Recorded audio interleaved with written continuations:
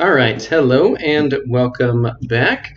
Let's go up through here. The door! The door! We're going to ignore the stupid bird there. And what we're going to start off doing is going and talking to Lady Pendleton here, who told us that there was some curse written in the wall of the secret passage, which we saw no evidence of. So let's check in with her.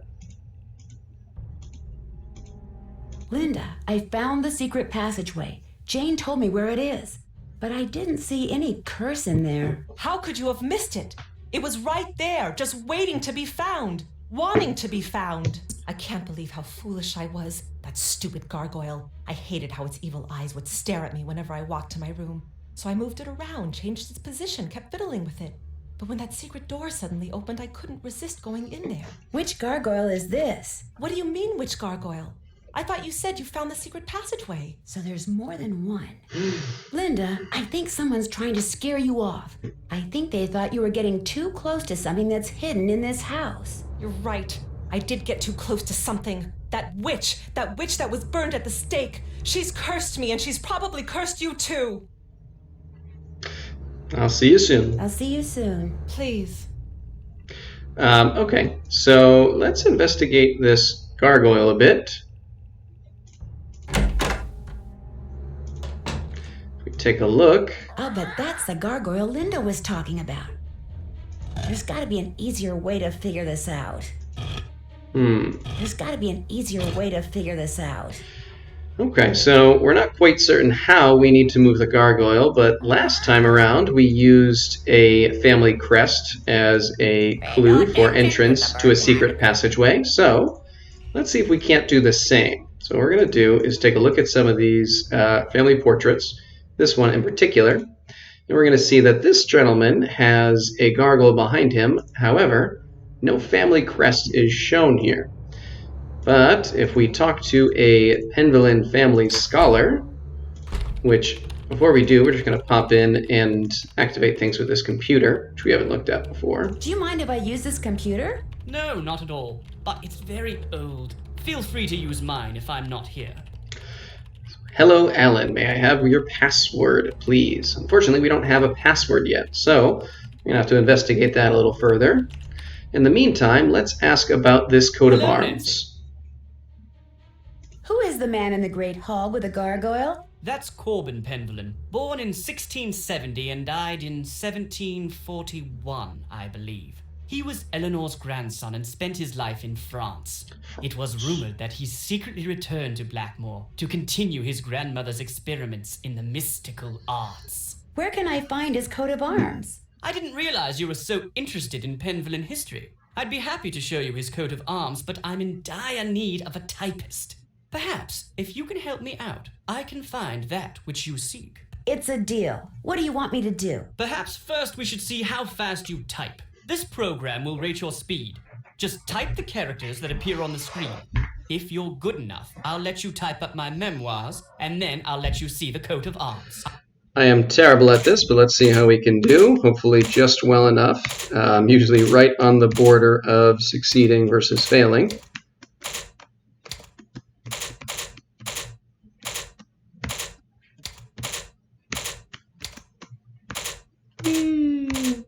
It would help if I actually knew how to type instead of having to look down at the letters, but I do, because I am a child.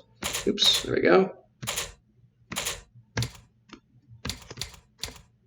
Ah, that was a 0, not a U, or a O, rather.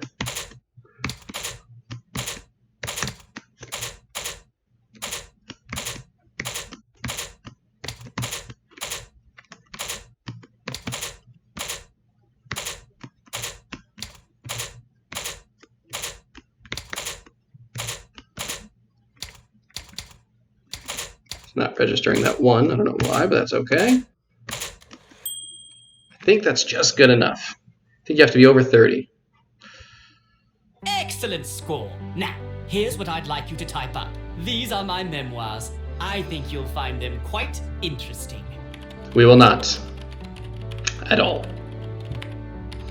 Nigel Mukherjee. These are the most boring memoirs I've ever read in my life. gave John a wind-up buzzing bee, which frightened his younger sister. Phew, done. Finally. I feel like I've been typing forever. Nigel! Nigel! Alright, so Nigel appears to have departed. While we're here, we can take a quick peek at some of his notes. First, we're going to look at this note to Nigel. Nigel, very intrigued by what you've learned so far at Blackmoor. Good work. I can definitely see this as a bestseller if you deliver the goods, or should I say goodies. So it looks like Nigel is digging into some kind of mystery that he's hoping to put into a book. And then some notes which we will read through. I'll try to go fairly quickly. But there's a lot of stuff here that's actually quite important and will come up later. Some of them have come up already, but that's okay. General notes. Columns in the Great Hall are most curious, each one representing a Greek deity, and each one is missing some minute detail, although the columns appear to have been built around the same time. Careful examination shows they have been constructed over a period of several hundred years. Okay. Riddles I found in Corbin's secret room in France make reference to the Mercury column and how his key is held in hand, most likely the statue in the library, and that only by persuading Mercury to face north and lift his eyes to the sky will the wand/key be released. I'm sure the mechanism to move this is in the hidden passages Corbin references, but how to access these secret passages? Unknown.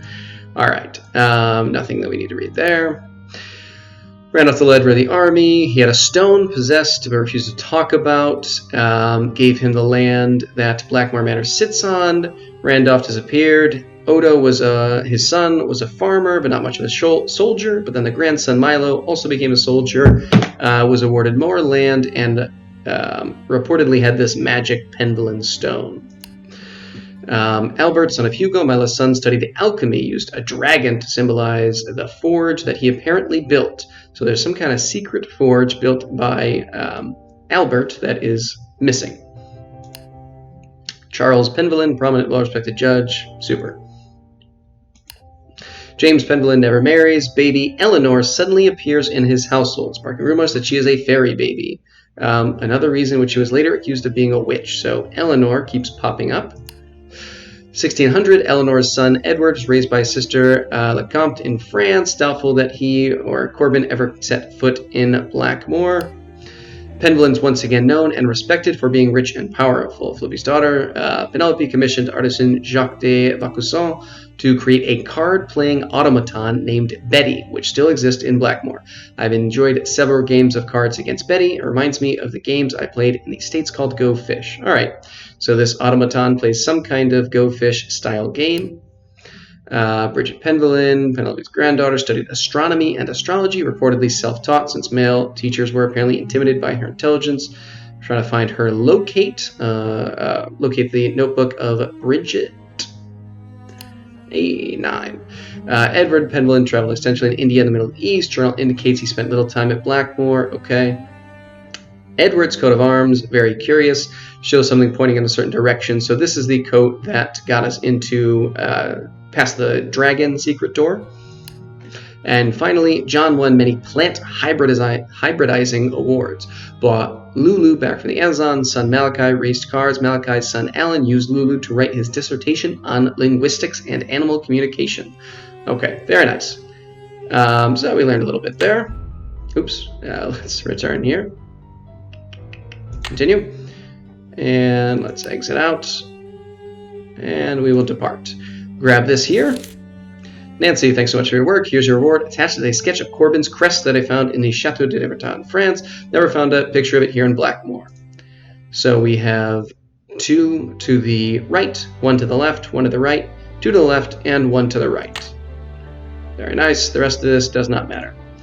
So we can look at the Mercury statue and see this rod, but it seems that we must make Mercury look north somehow and make his eyes look up to the sky.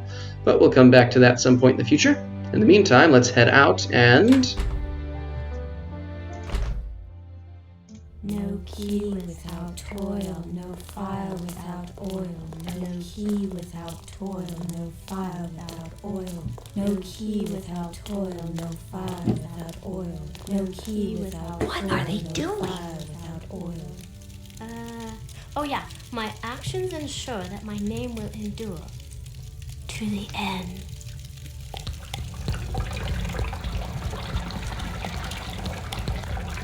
Well, this isn't creepy.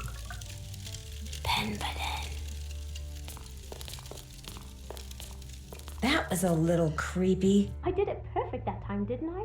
Well, almost perfect. You did very well. But remember, this must remain a secret.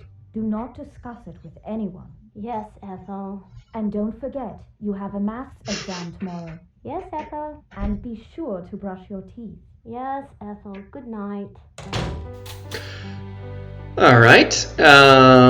So I don't really know what to make about that, but let's continue on from here.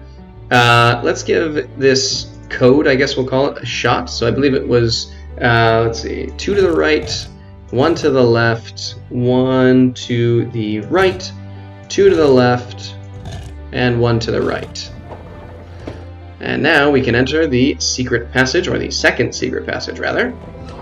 So we'll step in, come here, and if we look over here, there's a little peephole we can look through. See into Linda's room. Whoa.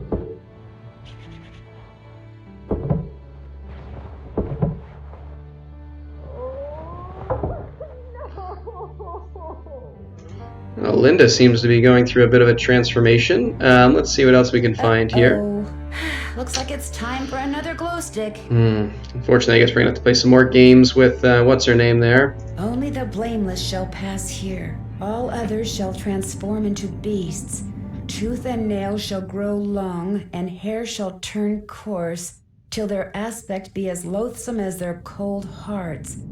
Prove thy worthiness, and memorialize here the innocent one so wrongly condemned for saving lives. Else consider thyself right and truly cursed. Interesting. All right, so that's the curse that Lady Penblin seems to have uncovered. If we look down here, we see some runes, and we seem to need to enter a name here. But what name, I'm not quite certain yet. So for the time being, let's depart. And we know we're going to need another key, or another, yeah, keep doing it. Another one of these lights, since our glow stick seems to be dying. So we're going to ignore this staircase for now.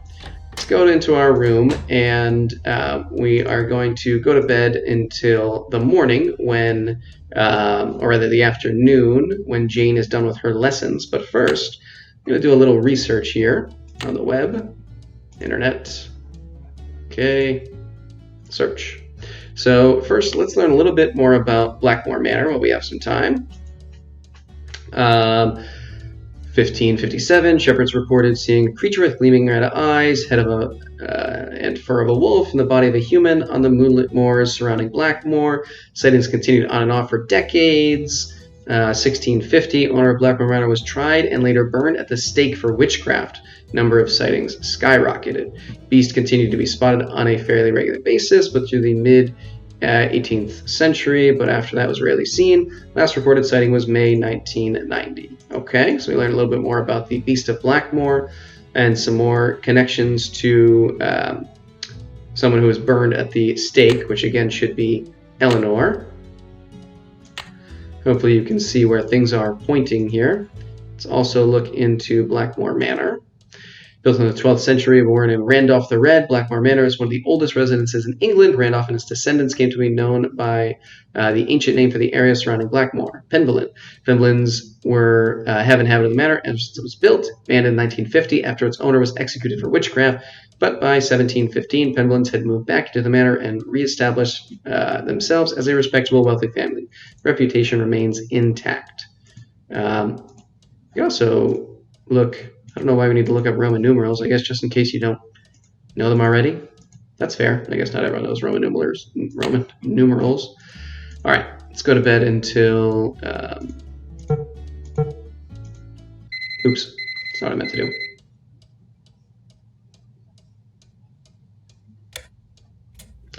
Let's try this again.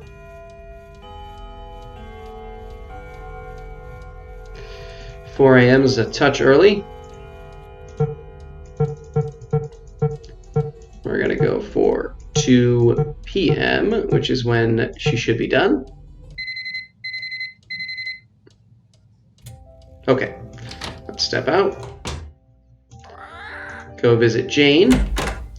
And there's a few things we're going to ask her about. First, we are going to ask about Eleanor. What can you tell me about Eleanor? Just that she was 1650. burned as a witch, but it wasn't true, and her father, James, died when he saw her die, and then the family fled to France. I don't want to talk about this. Okay, that is enough. So we can head over here, talk to Jane a little more. Nancy? Let's see if she knows the password for the computer library. Do you know what the password is for the computer in the library? Yes, but I won't tell. Not unless you beat me at Skull and Bones. My friend Hugo bought this for me. It's like Go Fish, but you have to collect 3 of a kind of weird things like zombies and ghosts. You go first. Sure. So we start off with some cards. We can't see what she has. We just ask random ones. It really is just like Go Fish, except instead of needing 2 or 4 of a kind, you need 3. Do you have any witches? Dig. Do you Dig have any means go spiders? fish. Sorry. I'm going to pause here because it's boring, and we'll be back close to the end of the game. That's a match. All right, so is she just about the Do end you have here? any tombstones? Sorry. Any bones? All yours. You got a match. Good for you. Tombstones? I win. Hooray! You won. Good job. Okay, the password for my grandfather's computer is on his coat of arms, plain as day. All right, that's wonderful. Can we get another glow stick? Could I get another glow stick? Yes, but you know the rule. First, we have to play another game. And On let's your pause mark, again get here. set, go! Okay, good for us. We did it. Hooray! You've won! Here you go. Very good. And let's ask about this ritual. Jane, I saw you and Ethel performing some kind of ritual. What were you doing? Huh? I don't know what you're talking about. You and Ethel were pouring oil or something down some kind of drain. Coo, you're a daft one. Imagine me and Ethel running around in the middle of the night pouring oil down drains. I didn't say anything about it taking place in the middle of the night. Well, isn't that when weird rituals usually take place? In the dead of night? Anyway, you were probably just having a bad dream. Believe me, this castle can sometimes give you nightmares. Oh, okay. Fair enough. All right, well, I we should get going. Au revoir. Let's peek over here. We're going to find the Book of Runes. Yes, okay. So basically all we're looking for here is how to spell the name Eleanor, which is the individual who was, falsely murdered, according to that curse. So we have E, L, I was on that previous page, I. So I just have these all written down. We don't need to go through all this currently. So let's go back to the cursed area over here. So 1, 2, oh no, hang on. Leave, come back. 1, 2, 1, 1, 2, 1. Very good. All right, let's head over here. And Eleanor is going to be you, you, you, you, you, and then you. Beautiful. Okay. All right. So this opens up this doorway here. And actually, I guess I don't know why I'm putting that away. I just don't like having it out.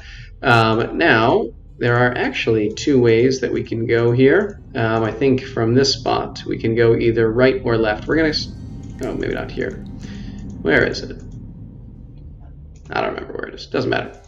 Either way, we want to go to the right the first time around. And we're going to go to this door, which is the other half of this puzzle. So we need all of these to be upright. Oh, good. Okay. That was easy enough. So let's go back to the first half where we have to kind of redo this, unfortunately. I don't know exactly why it doesn't register, if they just have to be done close together. Probably shouldn't have bothered doing it the first time around, should have waited, but that's okay. Okay, this way, back out through secret passage number 1, into secret passage number 2. The time has come. And since I don't remember where they all have to go, let's bring you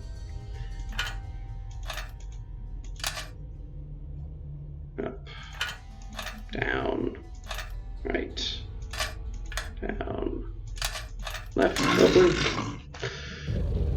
Beautifully done. Okay, let's go through here. And luckily, once we finish with this portion, we will never have to play Jane for one of these stupid glow sticks again.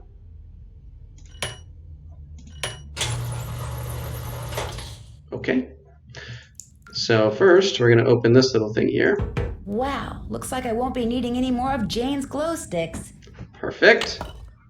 And let's open this up. So what we want to do here ultimately is get first to the center of this set of spinning rooms. Oh my gosh, the room is moving.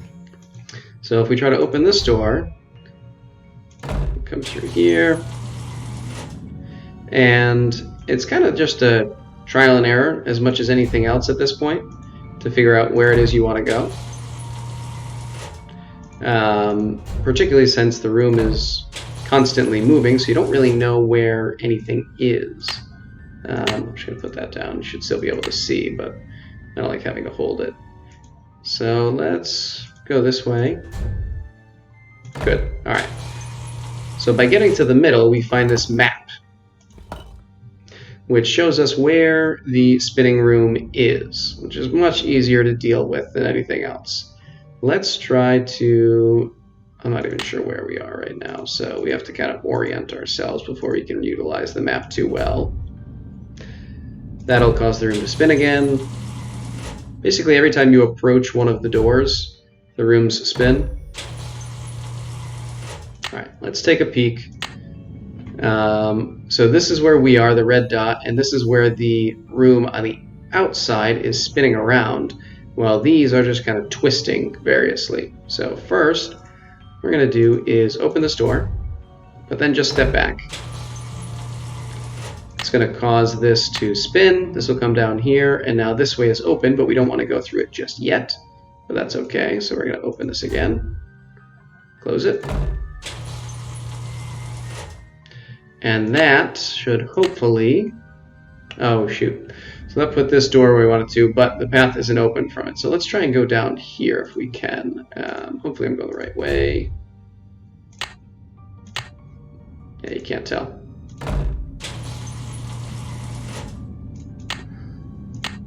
Good, went the right way. Alright, so let's turn here, go through here. That door is blocked, but then if we turn around and go back to it, now it will be open. And the way that I want to go is straight through here. So I hope. I can't tell if it's the moon door or the other one, but let's go through moon and see what happens. Ah, that's the wrong one. Okay. Alright, so we want to go through the, I think this is Mars, I guess. So we'll have to wait, turn all these around several times until there is something here. This is just sending that door on the outside rotating around. Now, we should be in the moving room, I believe. Nope, I messed up. That was the other hard part of this, is as this keeps rotating. So this is now going here. So next time it comes back around, this will be closed off. So we still want to stay where we were. Sometimes it just takes a minute to manipulate the rooms around to exactly where you want them, which is fine. It's not that much work. just takes a minute. So not the moon door. We want to go through this door here. And yeah, one more rotation should bring it where we want.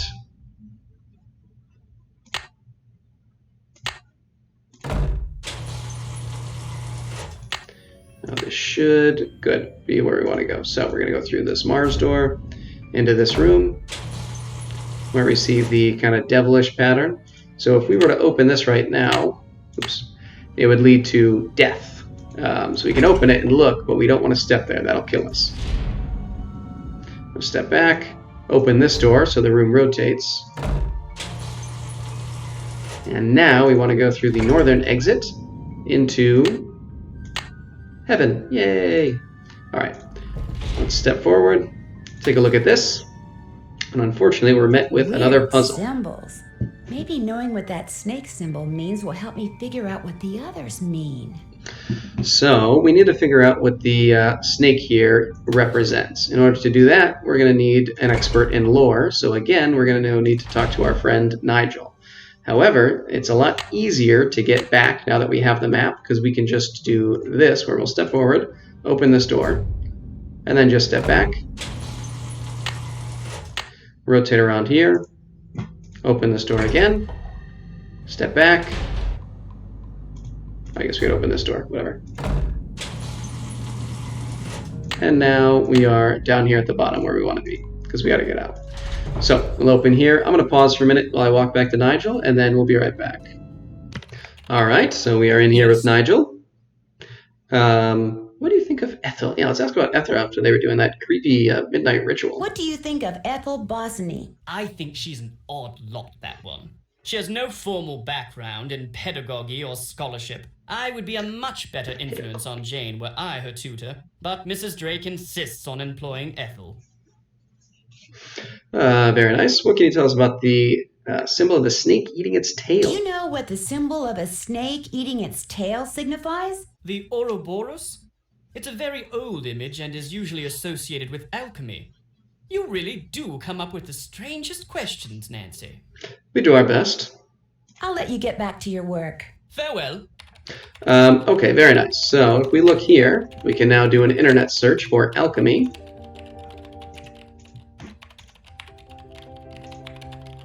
Or not, there we go. So we can learn a great deal about alchemy, which we'll come back to as soon as we get back to the locked door there. So I will do that off screen. I'll be back in a moment. All right, we are back and have spoken to Nigel to learn that the Ouroboros represents alchemy. Actually, before we open this up, we should step in here. So first thing we want to do is figure out what this symbol is here. A kind of upside down triangle with an F. Internet, look, alchemy. All right. What do we see?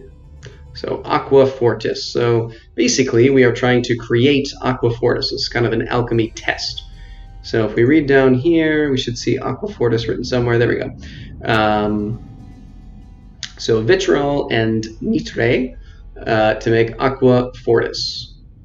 So got this kind of weird curly Q looking guy off of the circle, and this kind of cancellation symbol. So let's do that and that, throw them in the pot, and we have made Aqua Fortis. So next we're making this upside down triangle with an R. Okay.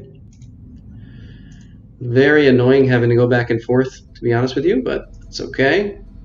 Aqua Regia. Let's see if we see that written anywhere. Aqua Regia, okay.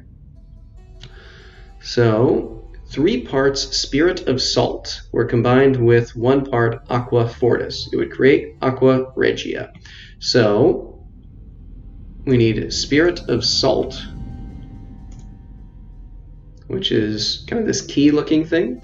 And we're going to combine it with the same things that we just used. So U and U with 1, 2, 3. And we've done it. All right, 3rd key. So kind of an upside down version of that same looking thing, more or less. A little bit like the Mercury symbol.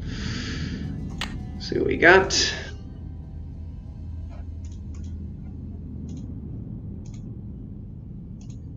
appears to be somewhere that I missed, is what it appears to be. Where are you? Copper, mercury. Okay, yeah, it is mercury. Good. So how do we make mercury? Luckily, they were kind enough to capitalize these things so we could see them well. Mercury is attained by burning cinnabar. Okay, so what we need to do is come up here, find cinnabar right here, this kind of two combined threes, and then we also need to find the symbol for fire, which is this triangle. We kind of already knew. So we need to burn the cinnabar. Beautiful. Hit this plus sign with the 4 dots. Search, alchemy. We are just about done with this piece. Distilled vinegar. I know I saw distilled vinegar down here. Now let's see how we make it.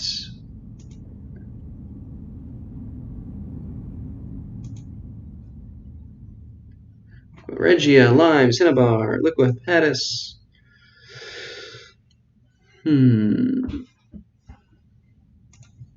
Perhaps it's just... Let's see. Oh, there's vinegar as the plus sign. And then distill is in here somewhere. Distillation. Okay, an M with kind of a almost fish-like symbol after it. And I've already forgotten what vinegar was because I'm just that smart. The plus sign. Okay.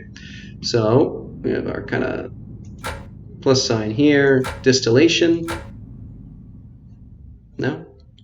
Oh, that's because that's the wrong sign.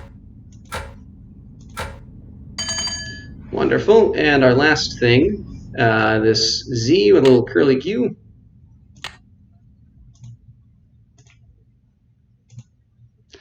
So what are we trying to make? Liquor hepatis, which according to this, it was a special interest in Egyptian alchemists because when distilled, liquor hepatis produced no solids, only gas, which led to believe it isolated the essence of the soul. So we need to create distilling sulfur, lime, and sal ammoniac. All right, so sulfur, lime, sal ammoniac, and then distill. So sulfur, we have this kind of arrow triangle here. And then sal ammoniac is that plus sign that I was using incorrectly before. And the third one was lime. All right, where is lime hiding?